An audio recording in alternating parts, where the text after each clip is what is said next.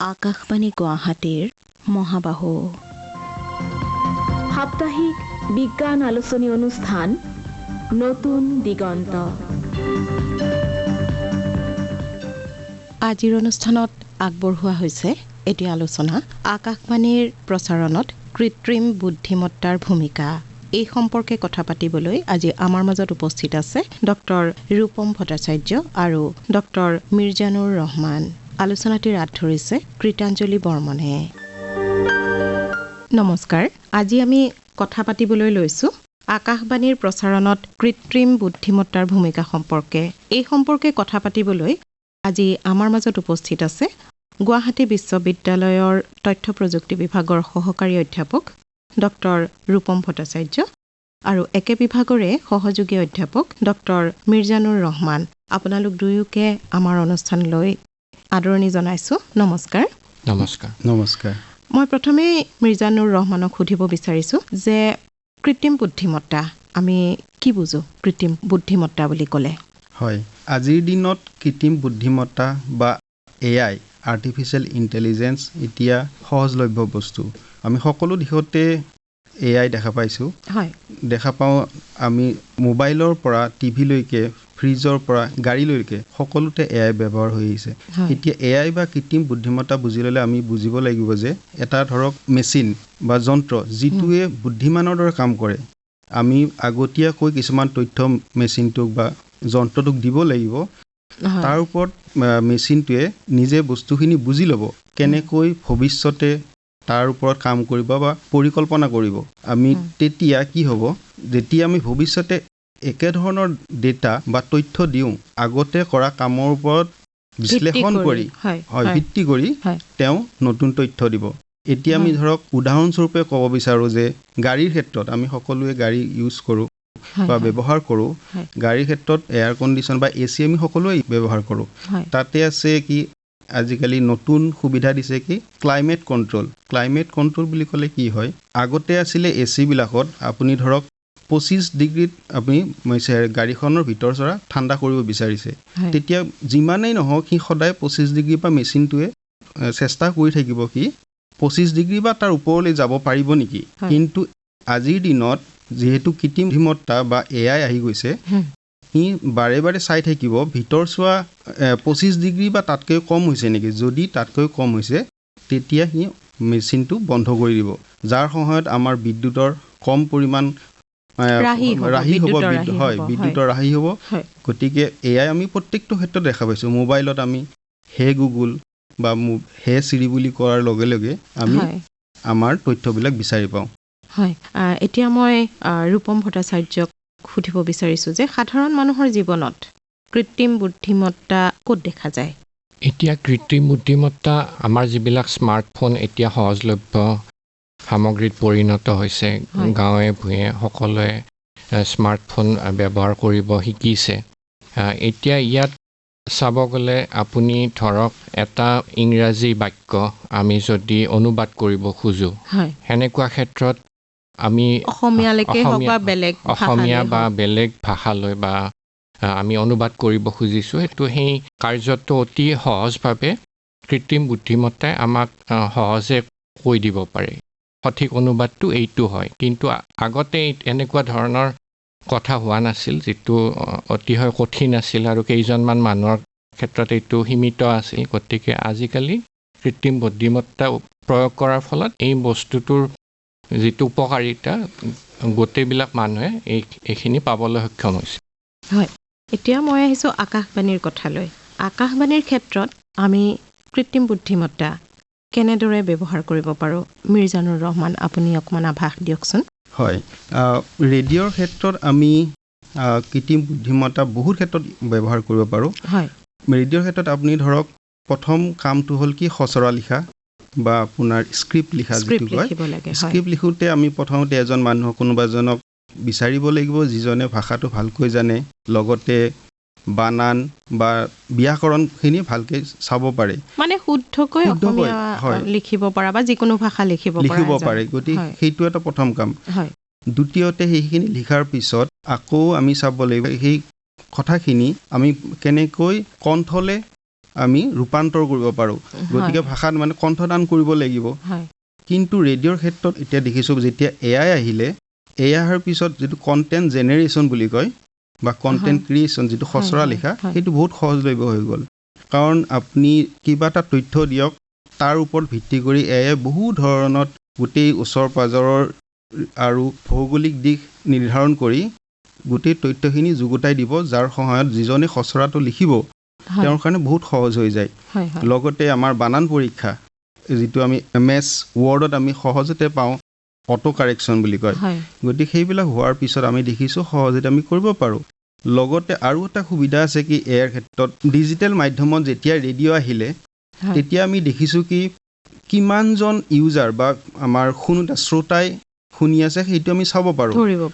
কোনজন শ্ৰোতাই কোনটো ভাল লাগিছে অনুষ্ঠান সেইটো আমি যদি উপলব্ধি কৰিব পাৰোঁ তাৰ সহায়ত আমি যদি আগতেই জানিব পাৰোঁ কোনটো সময়ত কোনজনে ভাল পায় কোনটো অঞ্চলত কোনটো অনুষ্ঠান ভাল পাইছে গতিকে সেইখিনি যদি আমাক আগতে নিৰ্ধাৰণ কৰিব পাৰোঁ গতিকে আমি অনুষ্ঠান এটা সজাওঁতে আমাৰ কাৰণে বহুত সহজ হৈ যায় আৰু সেইখিনি দিব পাৰে AI ক'ৰ পৰা শ্ৰোতাজনে শুনি আছে বা ক'ৰ পৰা কৈ আছে কেনে ধৰণৰ অনুষ্ঠান শুনি ভাল পায় তাৰ ওপৰত আমি আভাসটো লৈ ৰেডিঅ' অনুষ্ঠান এটা চলাব পাৰোঁ সেইটোৰ কাৰণে বেলেগ ধৰণে আমি আৰু জৰীপ কৰিবলগীয়া নহয় হয় জৰীপ কৰিব নহয় হয় আপোনাক মই পুনৰ সুধিছোঁ যে অসমীয়া ভাষাৰ বাবে কৃত্ৰিম বুদ্ধিমত্তা কিমান গুৰুত্বপূৰ্ণ অসমীয়া ভাষাৰ বাবে কৃত্ৰিম বুদ্ধিমত্তা অতিকৈ গুৰুত্বপূৰ্ণ কাৰণ এতিয়া আমাৰ গ্ল'বেলাইজেশ্যনৰ দিনত আমাৰ যিখিনি ভাষা আছে তথ্য আছে যিমান কিতাপ আছে সেইখিনি ভাষা যদি আমি ডিজিটেল মাধ্যমত আমি উপলব্ধ কৰিব পাৰোঁ তেতিয়াহ'লে গোটেই পৃথিৱীৰ মানুহে আমাৰ অসমীয়াই নহয় বেলেগ ভাষাৰ মানুহ বেলেগ ঠাইৰ মানুহেও সেইখিনি পঢ়িব পাৰিব কিন্তু সেইটো কৰিবৰ কাৰণে আমি AI ব্যৱহাৰ কৰিবই লাগিব কাৰণ এজন মানুহৰ কাৰণে সহজ নহয় কি গোটেই কিতাপবিলাক এটা এটা শব্দ বাক্য পঢ়ি তাক বেলেগ এটা ভাষালৈ অনুবাদ কৰা তাৰ কাৰণে যদি আমি AI ব্যৱহাৰ কৰোঁ তেতিয়া সহজতে আমি সেই কামখিনি কৰিব পাৰোঁ সময়ো কম লাগিব কৰিব পাৰোঁ গতিকে আমাৰ কাৰণে AIটো আমি টুল বা আমাৰ কাৰণে এটা সম্পদ হিচাপে ধৰিব লাগিব যাতে আমি অসমীয়া ভাষাটোক বিশ্বায়নৰ আজিৰ দিনত আমি তাক বিশ্বত উপলব্ধ কৰিব পাৰোঁ বিশ্ব দৰবাৰলৈ লৈ যোৱাত আমাৰ বহুতখিনি সহায় কৰিব হয় এতিয়া মই আহিছোঁ ৰূপম ভট্টাচাৰ্যৰ ওচৰলৈ যে কৃত্ৰিম বুদ্ধিমত্তাই আমাৰ স্থানীয় ভাষা সংৰক্ষণত সহায় কৰিব নেকি আপোনাৰ মতামত কি কৃত্ৰিম বুদ্ধিমত্তা আমাৰ অসমীয়া ভাষাৰ সংৰক্ষণত অতিকৈ প্ৰয়োজনীয় কিয়নো আমাৰ অসমীয়া ভাষাত কিছুমান এনেকুৱা উপাদান আছে যিবোৰ মানে ইংৰাজী ভাষাত নাই ধৰক আমি কৈছোঁ যে খুৰা খুৰী মামা মামী এটা সৰু উদাহৰণ আমি এনেকুৱা বস্তুবিলাক ব্যৱহাৰ কৰোঁ মানে অৰ্থটোৰ একদম যদি আপুনি যে ইংৰাজী ভাষাত এইটোৰ কৰেছপণ্ডিং ৱৰ্ডটো কি হয় এই গোটেইখিনি আংকল আণ্টিতে সামৰি গৈ গতিকে এই বস্তুটো এইটো এটা সৰল উদাহৰণ এই বস্তুটো আমি নেক্সট জেনেৰেশ্যন বা নতুন যিবিলাক নতুন প্ৰজন্মৰ কাৰণে এইবিলাক আমি সংৰক্ষণ কৰিব পাৰিম নেকি ইয়াৰ উপৰিও আৰু বহুত ক্ষেত্ৰত আছে ধৰক আমাৰ যিবিলাক ধৰক মেডিচিনেল প্লেণ্ট আছে আমাৰ লোকেল মেডিচিনেল প্লেণ্ট যিবিলাক আমাৰ জনজাতীয় কৃষক বন্ধুসকলে ইউজ কৰে বা আমাৰ অসমীয়া ঘৰত ব্যৱহাৰ কৰে সেইবিলাক আমি ব্যৱহাৰ কৰি থাকোঁ হয় সেইবিলাক বস্তু আমি আমাৰ প্ৰজন্ম অসমীয়া ভাষাত শিকাব পাৰিম নেকি ধৰা হওক এইটো তুলসীৰ এতিয়া অসমীয়া বস্তুটো বহুতে গম নাপায় ধৰক ছজিনাৰ পাতটো এই ছজিনাৰ পাতটো বহুত ধনাত্মক গুণ আছে কিন্তু এইবিলাক বস্তু আমাৰ ইংৰাজী ভাষাত এইটো চাইণ্টিফিক নেমটো দি দিব হয়তো গতিকে চাইণ্টিফিক নেমটো দি দিলে আমাৰ অসমীয়া ভাষাৰ একো লাভ নহয় গতিকে এই বিশ্বায়নৰ যিটো আৰ্টিফিচিয়েল ইণ্টেলিজেঞ্চ বা বিশ্বায়নৰ ক্ষেত্ৰত যিটো কৃত্ৰিম বুদ্ধিমত্তা সেইটো আমি অসমীয়া ভাষা বা অসমীয়াৰ মানুহৰ কাৰণে উপযোগী কৰাটো বাধ্যতামূলক সেইটো দৰকাৰী নহ'লে কি হ'ব আমাৰ যিবিলাক আমাৰ ট্ৰেডিশ্যনেল কালচাৰ বা এইবিলাক অসমীয়া ভাষাৰ যিবিলাক স্বকীয় উপাদান আছে সেইবিলাক নোহোৱা হৈ যাব যদি আমি অকল বিশ্বায়নৰ আৰ্টিফিচিয়েল ইণ্টেলিজেঞ্চৰ দিশটোৱে আমি ধৰি থাকোঁ গতিকে সেই দিশটো আমাৰ কাৰ্যকাৰী হোৱাকৈ আমি মানে ঢাল খুৱাব লাগিব তেতিয়া আমাৰ অসমীয়া ভাষাৰ পৰা আদি কৰি অসমীয়া ভাষাৰ বা আমাৰ কালচাৰৰ যিখিনি উপাদান আছে সেইবিলাক আমি ধৰি ৰখাত বহুতখিনি সুবিধা হ'ব আৰু আমাৰ স্থানীয় ভাষাৰ সংৰক্ষণতো বহুখিনি সহায়ক হ'ব। হয়, এতিয়া আহিছোঁ যে কৃত্ৰিম বুদ্ধিমত্তা চালিত যিটো কগনিটিভ ৰেডিঅ' নেটৱৰ্ক আছে, এইটোৱে অল ইণ্ডিয়া ৰেডিঅ'ৰ বৰ্ণালী বা স্পেক্ট্ৰাম ব্যৱস্থাপনাত কেনেদৰে সহায় কৰিব পাৰে? এতিয়া আপোনাৰ এই কগনিটিভ ৰেডিঅ' নেটৱৰ্ক এইটো যিটো থাকে তাত আমাৰ কৃত্ৰিম বুদ্ধিমত্তাৰ এটা দৰকাৰী এটা অৰিহণা দিব পাৰে। কাৰণ আমাৰ যিবিলাক স্পেক্ট্ৰাম থাকে, লাইচেঞ্চ স্পেক্ট্ৰাম হওক, সেইবিলাক অতিশয় লিমিটেড, মানে এইটো কম সংখ্যক থাকে। গতিকে আপোনাৰ ধৰক ৰেডিঅ'ৰ বহুতবিলাক অনুষ্ঠান সম্প্ৰচাৰ কৰিব লাগে। তেতিয়া ধৰা হওক এইটো বৰ্ণালীত এইখিনি খালী আছে, এই স্পেক্ট্ৰামটো খালী আছে। এই স্পেক্ট্ৰামটোত আমি এই খালী থকা বস্তুখিনি আমি স্বয়ংক্ৰিয়ভাৱে জানিব পাৰোঁ নেকি? তেতিয়া আমি সেই স্পেক্ট্ৰামটো আমাৰ উপযোগী হোৱাকৈ ব্যৱহাৰ কৰিব পাৰিম। গতিকে সেনেকুৱা হ'লে আমাৰ অনাতাঁৰ কেন্দ্ৰৰ যিবিলাক খৰচ হ'ব বা স্পেক্ট্ৰাম এল'কেশ্যন হ'ব, সেইটো আপোনাৰ সঠিকভাৱে কৰাত সুবিধা হ'ব। আৰু আপুনি বেছি সংখ্যক ইউজাৰক, বেছি সংখ্যক শ্ৰোতাত আপুনি আপোনাৰ যিখিনি অনুষ্ঠান হয় সেইখিনি সম্প্ৰচাৰ কৰোঁতে সুবিধা হ'ব। এই ক্ষেত্ৰত আপোনাৰ সেই যিটো স্পেক্ট্ৰাম চেন্সিং টেকন'লজি থাকে সেইটো মানে অট'মেটেড হ'ব। যিখিনিত খালী থাকে বা আমাৰ যিখিনি কৃত্ৰিম বুদ্ধিমত্তাই স্বয়ংক্ৰিয়ভাৱে কৈ দিব যে এইখিনি স্পেক্ট্ৰাম এল'কেট কৰিব পাৰি। স্পেক্ট্ৰাম চেন্সিং টেকন'লজিটোৰে ক'ব যে এইখিনি খালী আছে, গতিকে এইখিনি ব্যৱহাৰ কৰিব পাৰি। লিমিটেড লাইচেঞ্চ স্পেক্ট্ৰাম আছে, গতিকে এইখিনি কৰিব। মই ইয়াতে ৰূপমৰ লগতে যোগদান কৰিব বিচাৰোঁ যে ধৰক এতিয়া দুৰ্যোগৰ সময়ত সেই যিটো সময়ত মানে বেলেগ ব্যৱস্থাপনা নাই, আমি ৰেডিঅ' ফ্ৰিকুৱেঞ্চি ইউজ কৰি যদি খবৰ পঠাব পাৰোঁ তেতিয়া বহুতখিনি সহজ হ'ব পাৰে। ধৰক এতিয়া আমাৰ গুৱাহাটী যিটো এয়াৰ ৰেডিঅ' চেণ্টাৰ চলি আছে 101 মেগাহাৰ্টছত, যিটো আপোনাৰ মহাবাহু, তাতে ধৰক একে ফ্ৰিকুৱেঞ্চিতে যদি আমি আকৌ ধৰক দুৰ্যোগৰ সময়ত যদি পঠাওঁ কি হ'ব? দুটাৰে অভাৰলেপ হ'ব, ইণ্টাৰফাৰেঞ্চ যিটো কয়। অভাৰলেপ হ'লে কোনোটাই নুশুনিব, কোনোফালে আপোনাৰ নুশুনিব, আপোনাৰ ৰেডিঅ' প্ৰগ্ৰেমো নহ'ব আৰু যাক আপুনি উদ্দেশ্য কৰি আপোনাৰ খবৰটো পঠাইছে সেইটো নাপাব। কিন্তু কগনিটিভ ৰেডিঅ' নেটৱৰ্কে কি কৰিব? সি চাব কোনকেইটা ফ্ৰিকুৱেঞ্চি এতিয়া খালী আছে, য'ত একো চলি থকা নাই। সেই চলি নথকাটো সি অট'মেটিকেলি বিচাৰি উলিয়াই সেইটো আপোনাৰ খবৰটো পঠিয়াই দিব আৰু য'ত স্বয়ংক্ৰিয়ভাৱে হ'ব। আৰু য'ত পঠাইছে তেওঁলোকেও সেই ফ্ৰিকুৱেঞ্চিটো এনালাইজ কৰি ক'ত খবৰটো আহিছে তেওঁলোকে সেইটো উলিয়াই ল'ব পাৰিব। এইখিনিতে মই জানিব বিচাৰিছোঁ যে কগনিটিভ ৰেডিঅ' নেটৱৰ্ক এই সম্পৰ্কে অকণমান বুজাই কওকচোন। হয়, কগনিটিভ ৰেডিঅ' নেটৱৰ্ক অলৰেডি আমি ৰূপমে আগতে কৈ গৈছে, মানে বুদ্ধিমানৰ দৰে কাম কৰে।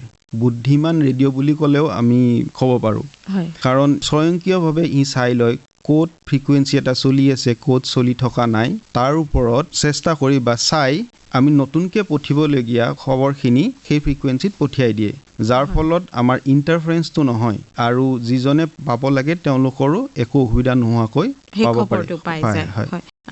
এতিয়া কগনিটিভ ৰেডিঅ' নেটৱৰ্কৰ কোনো উদাহৰণ আছে নেকি বৰ্তমানলৈকে? এতিয়ালৈকে পৰীক্ষামূলকভাৱে চলি আছে, কিন্তু সাধাৰণ ৰাইজৰ বাবে হোৱা নাই। ধৰক আমাৰ ইছৰোত পৰীক্ষামূলকভাৱে চলি আছে, DRDO বা বহুতখিনি IITত পৰীক্ষামূলকভাৱে কৰি আছে, কিন্তু সাধাৰণ ৰাইজৰ বাবে এতিয়ালৈকে মুকলি কৰা হোৱা নাই। সেই ক্ষেত্ৰত কিমান দূৰ সফল হৈছে তেওঁলোকে কৈছে পৰীক্ষামূলকভাৱে তেওঁলোকে লেবৰেটৰীত কৰিছে, কিন্তু মই জনাত এতিয়ালৈকে তেনেকুৱাকৈ আমাৰ হাতত পৰাগৈ নাই তথ্য।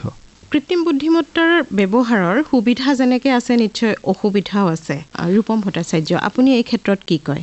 এতিয়া সকলো আধুনিক টেকন'লজি বা যিখিনি সঁজুলি আছে সেই সকলোবোৰ বস্তুৰে এটা ধনাত্মক দিশ আছে, এটা ঋণাত্মক দিশ আছে।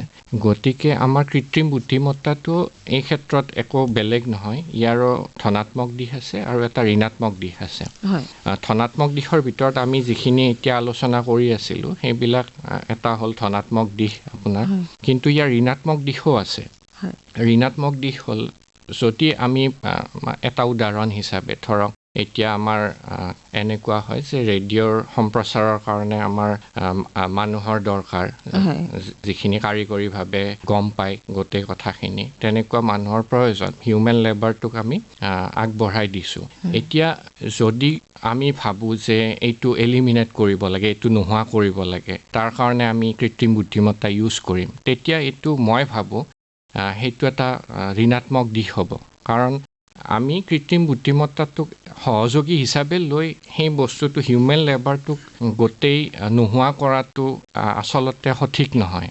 গতিকে আমি এইটোক সদায় চাব লাগে যে এনেকুৱা যাতে নহয়, সেইটো এটা ঋণাত্মক দিশ। কাৰণ এনেকুৱা ইচ্ছা কৰিলে এনেকুৱা কৰিব পাৰি। এটা চেনেলত এইটো গানৰ পিছত কোনটো গান হ'ব, এইটো অনুষ্ঠানৰ পিছত কোনটো অনুষ্ঠান সম্প্ৰচাৰ হ'ব, গোটেইখিনি স্বয়ংক্ৰিয়ভাৱে আমি নিৰ্ধাৰণ কৰিব পাৰোঁ। কিন্তু এইখিনি কৰিলে আমি কি হেৰুৱাইছোঁ? ইয়াৰ ফলত আমি গোটেইখিনি অট'মেটেড কৰি দিলোঁ, গোটেইখিনি স্বয়ংক্ৰিয়ভাৱে চলি আছে। কৃত্ৰিম বুদ্ধিমত্তাই স্বয়ংক্ৰিয়ভাৱে 24 ঘণ্টা আপোনাক সেৱা আগবঢ়াই আছে। তাৰ কাৰণে আমি হিউমেন লেবাৰটো গুচাবৰ যত্ন কৰিছোঁ। সেনেকুৱা হ'লে কিন্তু মোৰ হিচাপত এইটো এটা ঋণাত্মক দিশ হ'ব কৃত্ৰিম বুদ্ধিমত্তাৰ। আপুনি এই ক্ষেত্ৰত কি ক'ব? হয়, এই ক্ষেত্ৰত আমি ক'ব বিচাৰোঁ যে প্ৰত্যেকটো ক্ষেত্ৰতে, প্ৰত্যেকটো যিমান এতিয়ালৈকে বিজ্ঞানে আমাক অৱদান দিছে, প্ৰত্যেকটোৰে পজিটিভ বা নিগেটিভ বা ধনাত্মক বা ঋণাত্মক দিশ থাকিবই। আমি যদি ধনাত্মক দিশটো আগুৱাই নিওঁ তেতিয়া আমাৰ কাৰণে ভাল, কিন্তু আমি ঋণাত্মক দিশটো যদি চাওঁ সেইটো আমি কেতিয়াও নুই কৰিব নোৱাৰোঁ। কাৰণ এতিয়া ধনাত্মক দিশটো হ'ল কি, AI ব্যৱহাৰ কৰি আমি সকলো কাম দ্ৰুত গতিত কৰিব পাৰোঁ, নিখুঁতভাৱে কৰিব পাৰোঁ। আমাৰ হাতৰ মুঠিতে আছে। মোবাইলটো আমি যেতিয়া লওঁ তাৰ পৰা আপুনি ফোন কৰিব পাৰে, তাতে আপুনি অডিঅ', ভিডিঅ', লগতে খবৰ, গোটেইখিনি বস্তু আমাৰ তাত পাওঁ। আপুনি তাতে স্ক্ৰিপ্ট লিখিব পাৰে আপোনাৰ। গতিকে মনোৰঞ্জনৰ কাৰণে গোটেইখিনি বস্তুৱে তাতে আছে। কিন্তু এতিয়া ধৰক আপুনি আমাৰ পঢ়াৰ ক্ষেত্ৰতে কৈছোঁ, আপোনাক স্কুলৰ পৰা বা মহাবিদ্যালয়ৰ পৰা আপোনাক ঘৰত কিবা এটা লিখিব দিলে, আমি উদাহৰণস্বৰূপে ল'লোঁ, সেইটো আপুনি নিজে নাভাবি আপুনি যদি কিতাপত নিবিচাৰি তাতে গৈ যি উত্তৰ দিয়ে, আজিকালি সকলোতে দেখিছোঁ ChatGPT হৈছে, তাতে দিলে আপোনাৰ উত্তৰটো দিব। কিন্তু তাৰ ফলত তাৰ বেয়া দিশটো কি, আপুনি অনুভৱ কৰিব নোৱাৰিব আচলতে কি বিচাৰিছে। ল'ৰা-ছোৱালীয়ে কষ্ট নকৰে। আৰু সাধাৰণতে আমি একেবাৰে সহজ এক্সাম্পল আমি দিব খোজোঁ, মোবাইলৰ ফোন নাম্বাৰ। আগৰ দিনত যেতিয়া আমি হাতেৰে লিখিছিলোঁ, আপোনাৰ সৰু বহী এখন আমি লৈ ফুৰিছিলোঁ, আমি মিনিমামটো 10টা নাম্বাৰ আপোনাৰ মনত আছিলে। কিন্তু আজিৰ দিনত আপুনি নিজৰ নাম্বাৰটো আৰু খুব বেছি 1 বা 2টা নাম্বাৰ আপোনাৰ মনত আছে, কাৰণ আমি ডিপেণ্ডেণ্ট হৈ গৈছোঁ মোবাইলটোৰ ওপৰত।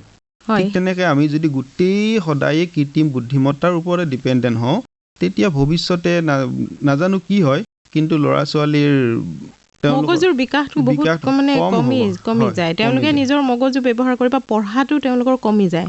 আমি যেনেকে এটা প্ৰশ্নৰ উত্তৰ কৰিবৰ কাৰণে বহুত কেইখন কিতাপৰ সহায় লৈছিলোঁ যেতিয়ালৈকে বিচাৰি নাপাওঁ। কিন্তু আজিকালি আপোনাৰ মোবাইলত টাইপ কৰি দিলেই যিহেতু আহি যায়, গুগলত বা ChatGPTত টাইপ কৰি দিলেই যিহেতু আহি যায়, তেওঁলোকে সেই কষ্টটো নকৰে।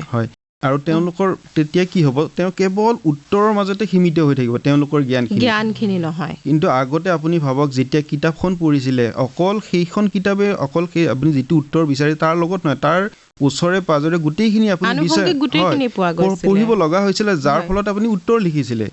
কিন্তু এতিয়া সেইখিনি মানে ল'ৰা-ছোৱালীখিনি কেৱল ChatGPT বা গুগলে যিখিনি উত্তৰ দিছে তাৰ ওপৰতে সীমিত হৈ থাকিব।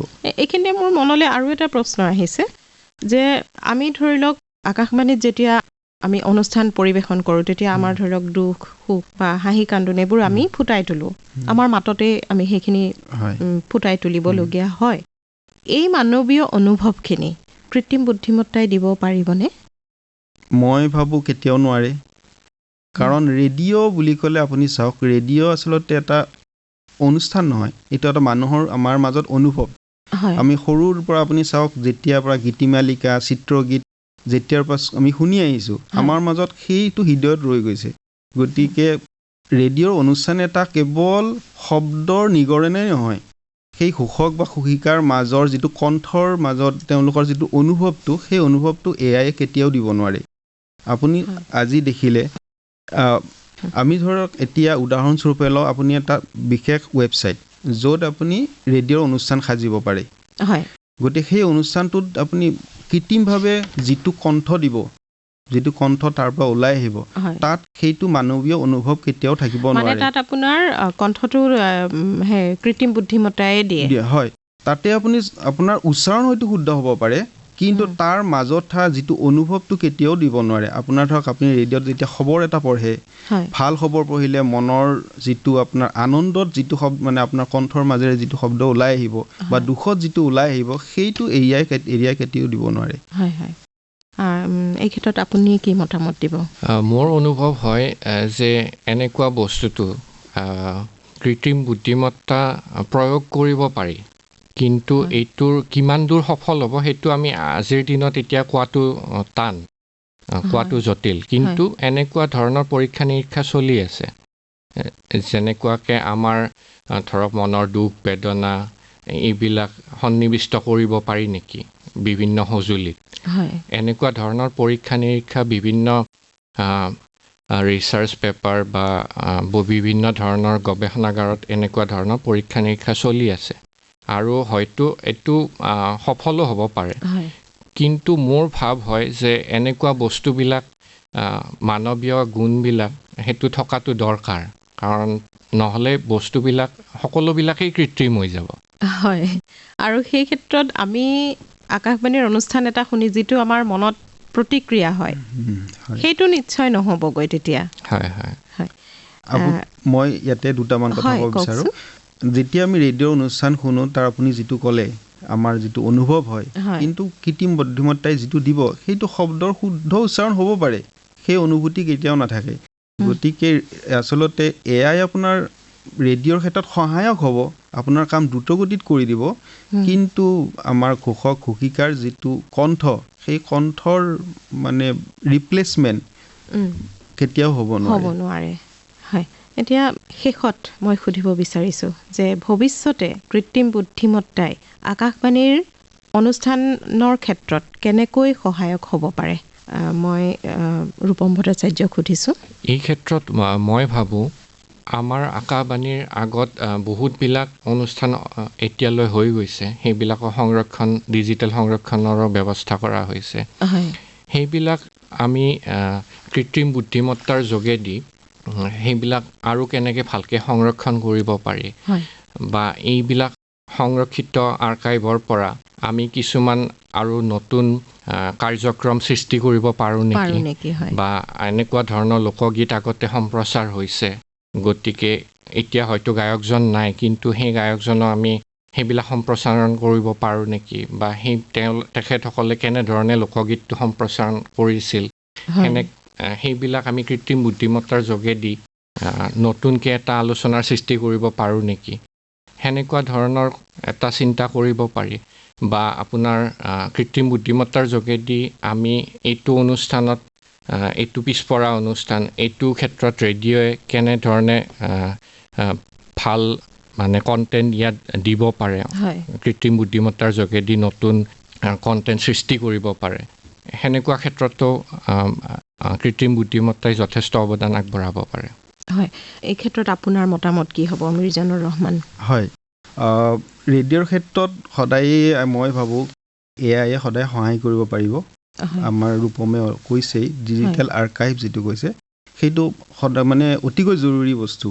এতিয়া ধৰক মোৰ নিজৰ মানে অনুভৱৰ পৰা কৈছোঁ আমি যেতিয়া সৰুতে শুনিছিলোঁ গোবৰ্ধন চৰিত আছিলে নেকি নাটকখন শেষত আছিলে গোবৰ্ধন চৰিত আছিলে মইনা সংবাদ আছিলে হয় আমাৰ চেতনা বাইদেউ আৰু ইন্দ্ৰবনীয়া দেৱৰ যিটো আছিলে কণ্ঠত আমি মানে সেই অনুভৱটো এতিয়া মানে আকৌ এবাৰ শুনিম আকৌ পাম কিন্তু হয় কি আমাৰ জীৱনৰ পাতত আমি পাহৰি গৈছোঁ বস্তুবিলাক এতিয়া কেতিয়া আহিব সেই অনুষ্ঠানটো যদি আকৌ পঠায় মানে নতুনকৈ সম্প্ৰচাৰ কৰে সেইটো যদি আকৌ কেনেকৈ আমাৰ প্ৰত্যেকজন মানুহক যদি পঠাই দিয়ে বোলে আজিৰ এনেকুৱা অনুষ্ঠান পঠাব অট'মেটিকেলি যদি এআইয়ে প্ৰত্যেকজন ইউজাৰক বা মানুহক পঠাব পাৰে হয় ব্যস্ততাৰ মাজত হয়তো বহুতে পাহৰি যাব পাৰে কিন্তু এজ এ ৰিমাইণ্ডাৰ তাই মানে সেইটো মনত পেলাই দিবৰ কাৰণে আমি সেইটো ইউজ কৰিব পাৰোঁ।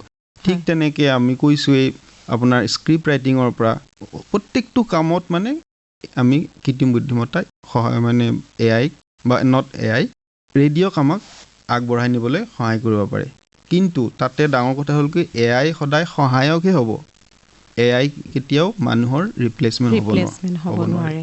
এতিয়া ইয়াৰ উপৰিও আমি ক'ব পাৰোঁ যে ৰেডিঅ'ত আৰু কৃত্ৰিম বুদ্ধিমত্তা বহুত বেলেগ ধৰণেও চাব পাৰি।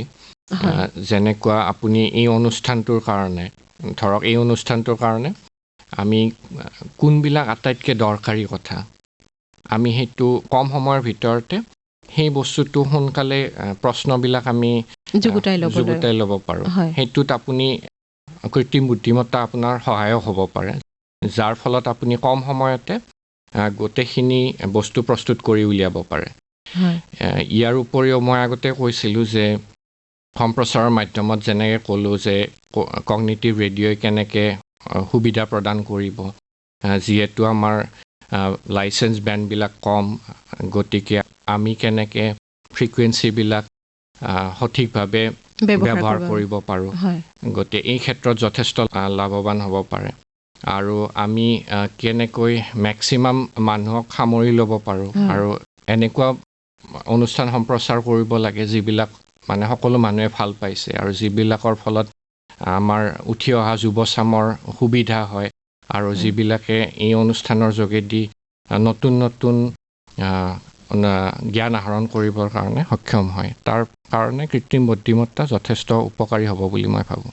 হয়, আজিৰ আলোচনাটোত আমাৰ আকাশবাণীৰ প্ৰচাৰণত কৃত্ৰিম বুদ্ধিমত্তাৰ যি ভূমিকা আপোনালোকে খুব সৰলভাৱে আমাৰ শ্ৰোতাসকলক বুজাই দিলে আৰু বিভিন্ন ধৰণৰ দিশত আপোনালোকে আলোকপাত কৰিলে। আমাৰ সময়ো হৈ আহিল। আজিৰ অনুষ্ঠানটোও আমি ইমানতে সামৰণি মাৰিছোঁ। আপোনালোকক ধন্যবাদ জনাইছোঁ। নমস্কাৰ। নমস্কাৰ। ইমান পৰে শ্ৰোতাসকলে আকাশবাণীৰ প্ৰচাৰণত কৃত্ৰিম বুদ্ধিমত্তাৰ ভূমিকা সম্পৰ্কে আলোচনাটি শুনিলে। আলোচনাটিত অংশগ্ৰহণ কৰিলে ডক্টৰ ৰূপম ভট্টাচাৰ্য আৰু ডক্টৰ মিৰ্জানুৰ ৰহমানে। আঁত ধৰিলে কৃতাঞ্জলি বৰ্মনে। নতুন দিগন্ত অনুষ্ঠানটিৰ আজিলৈ ইমানতে অন্ত পৰিল। কৃতাঞ্জলি বৰ্মনৰ সহযোগত অনুষ্ঠানটি প্ৰযোজনা কৰিলে প্ৰবাল কুমাৰ শৰ্মাই।